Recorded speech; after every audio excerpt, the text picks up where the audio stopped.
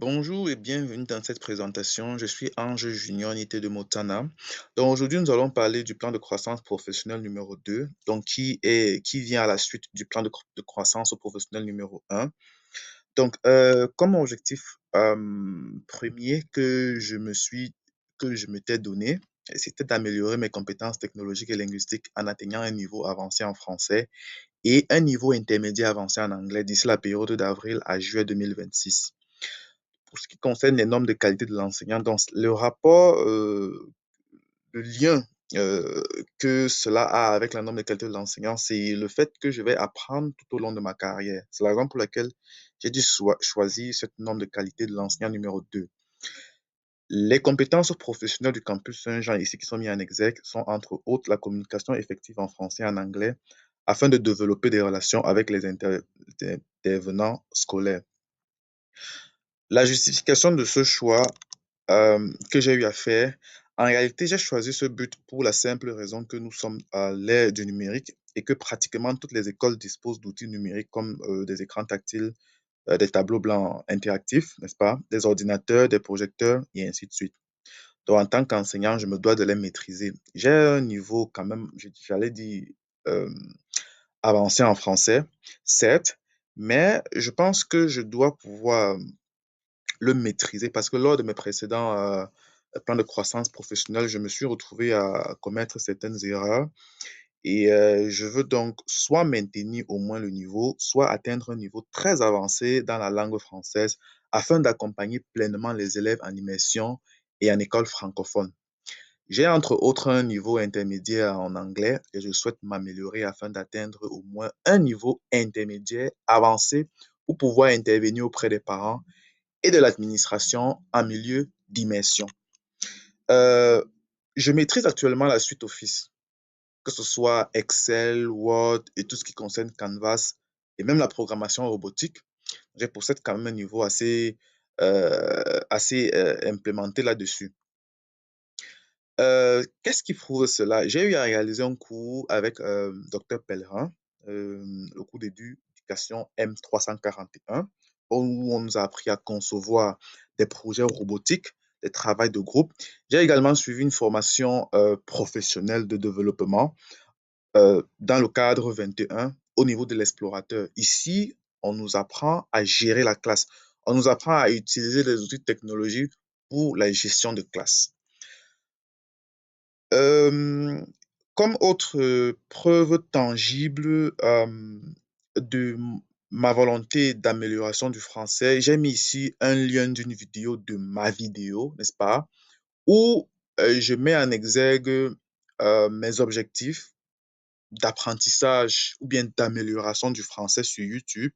La vidéo, le lien de la vidéo, la voici. Vous pouvez recopier le lien et puis le suivre pour pouvoir aller regarder la vidéo. Vous allez pouvoir regarder, vous allez pouvoir voir et découvrir les différents objectifs que je me suis définis afin de pouvoir m'améliorer ou bien du moins de pouvoir stabiliser mon niveau avancé du français. Donc là, ce sont des attestations de résultats en français et en anglais. Là, on peut voir clairement que j'ai un niveau, n'est-ce pas, B2 et enfin un niveau avancé. Bien que ce soit B2, C1, ce sont des niveaux quand même, j'allais dire, avancés en français. Et au niveau de l'anglais, c'est un niveau B1 intermédiaire, donc j'aimerais l'améliorer. Là, ce sont des liens, n'est-ce pas, au niveau de Edmonton Public Library, pour pouvoir suivre des formations, pour pouvoir suivre des cours spécifiques en anglais, justement les dimanches. Donc, les stratégies de développement ici, je vais lire et analyser un guide d'enseignement scientifique en français et en anglais disponible à la bibliothèque du campus Saint-Jean. Et je vais aussi exploiter les ressources pédagogiques qui s'y trouvent. Donc là, je vais participer à des ateliers à la FRAP, c'est la francophonie, c'est l'association française qui se trouve à Edmonton, n'est-ce pas, et qui va me permettre, n'est-ce pas, de pouvoir consolider mes acquis en français et surtout en anglais, car j'ai deux cours en anglais prévus, un à la session du printemps et un autre à la session d'été. Je vais suivre des cours d'anglais destinés aux personnes de niveau intermédiaire 1 qui va débuter à partir de mai, car j'ai commencé cette formation en hiver et je suis concentré à poursuivre cela dans les prochaines sessions. Voilà, donc les indicateurs de réussite ici, j'ai suivi ce cours avec le docteur Nicole Georges. C'est un cours d'apprentissage des langues et d'approche intégrée. Ici, l'accent est principalement mis sur des langues, OK? Sur comment est-ce qu'on peut utiliser la langue française dans l'inclusion au niveau des cours.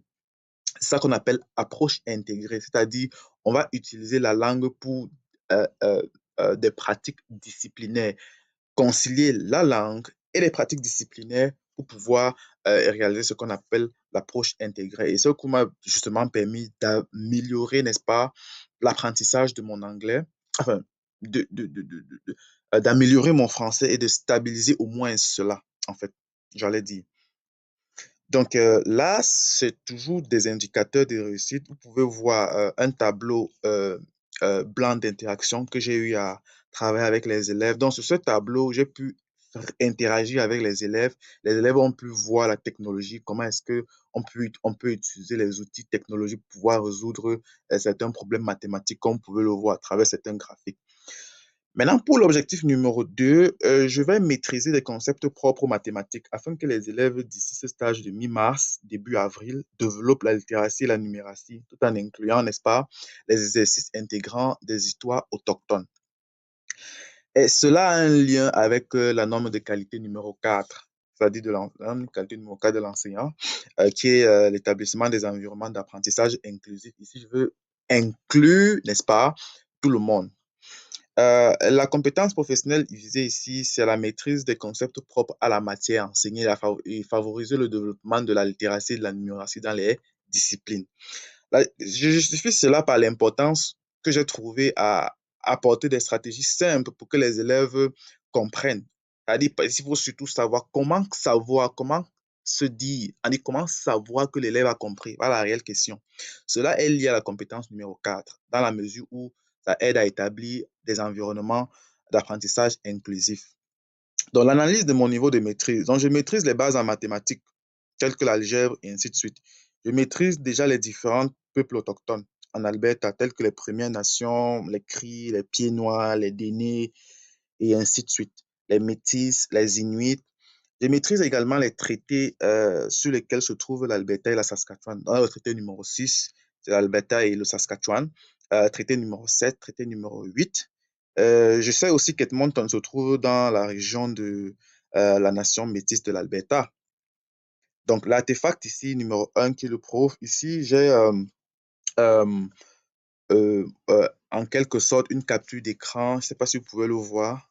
Euh, j'ai une capture d'écran, n'est-ce pas, de mon profil BearTrack où on voit que je suis engagé, que je suis une formation en sciences générales, ce qui prouve que j'ai des acquis en mathématiques.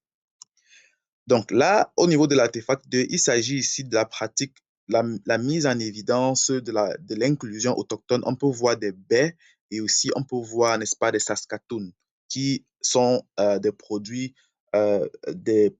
des produits identitaires des peuples autochtones. Pour les stratégies de développement, j'ai pris des compétences que je maîtrise déjà au niveau des calculs, l'analyse et l'évaluation des systèmes scolaires, l'inclusion et la perspective autochtone, et il y a l'observation et la prise de notes pour mes cours à venir.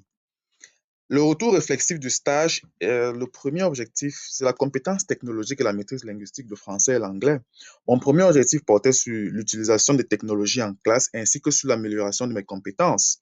Le deuxième objectif, c'est la didactique des mathématiques. Okay? Le troisième objectif, c'est le lien avec ma pratique de stage qui va se concrétiser euh, en enseignement. Donc, ceci marque dans la fin de ma présentation. J'ai pris du plaisir à vous présenter mes recherches, mes travaux de recherche. Merci pour votre écoute. C'était Ange Junior, unité de mots à la présentation. Merci et je vous dis au revoir. À bientôt.